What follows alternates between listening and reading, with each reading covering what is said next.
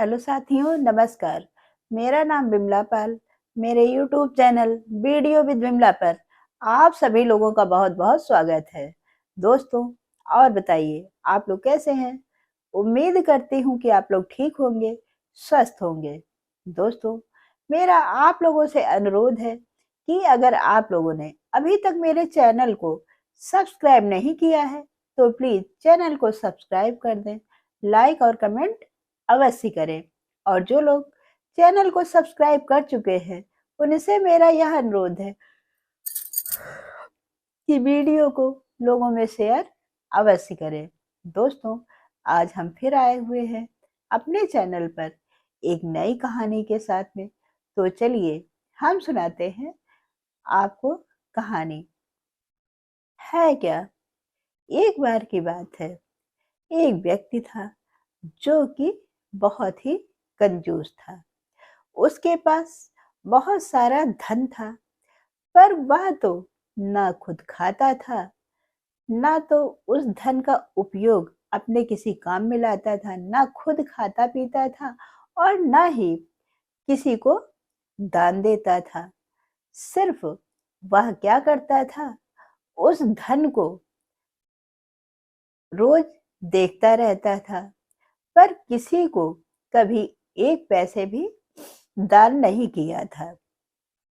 एक बार की बात है, उस धनी सेठ ने सोचा कि हमारे पास इतना धन है, कहीं ऐसा ना हो कोई चोर इसको चोरी कर ले जाए।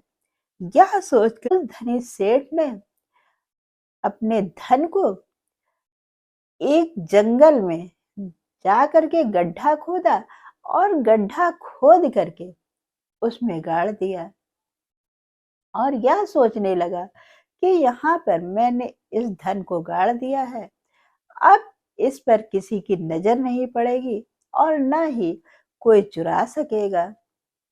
वह धनी सेठ क्या करता था, हर दूसरे तीसरे जंगल में जाता और उस गड़े हुए धन को खोल के देखता और देखने के बाद फिर उसी तरह से उसको छुपा करके गाड़ देता और ऊपर से मिट्टी फैला देता।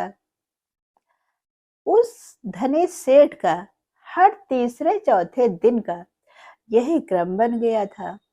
एक बार की बात है, उसी गांव में एक चोर रहा करता था। उसको एक दिन शक हुआ कि आखिर में यह धनी सेठ जंगल में हर दूसरे तीसरे क्या लेने जाता और जा करके वहां बैठता। उसके बाद उसको शक हुआ तो उसने उस धनी सेठ का एक दिन पीछा किया।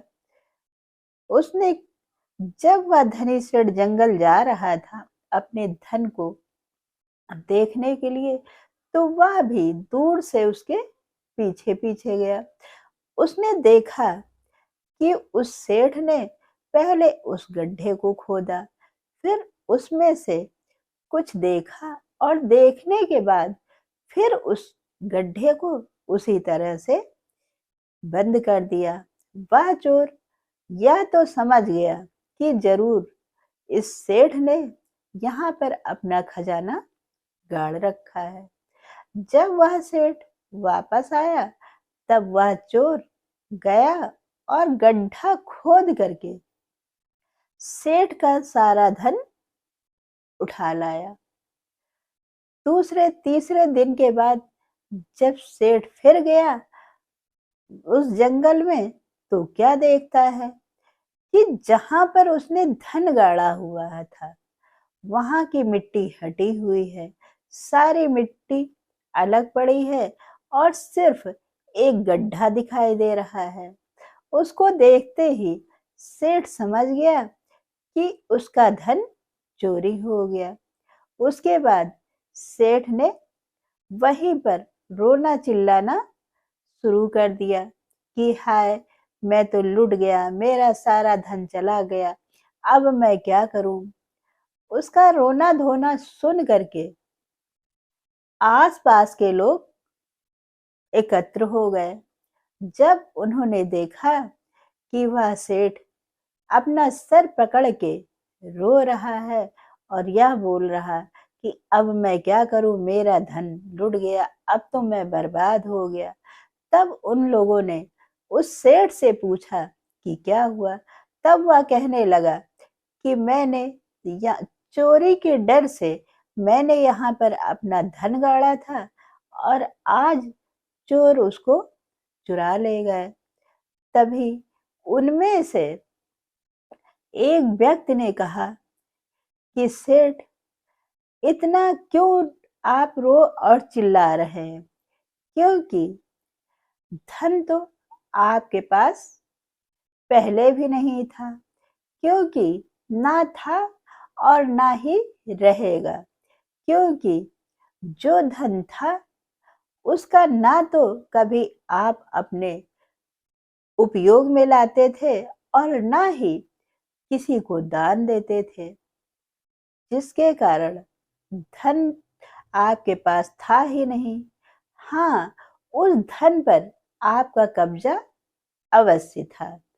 तो इसमें इतना रोने धोने की क्या बात है। यही समझ लो कि आपके पास धन था ही नहीं, क्योंकि ऐसा धन किस काम का जिसका कोई उपयोग ना हो सके। यह सुनकर सेठ कुछ नहीं बोले, सिर्फ पछताते ही रह गए।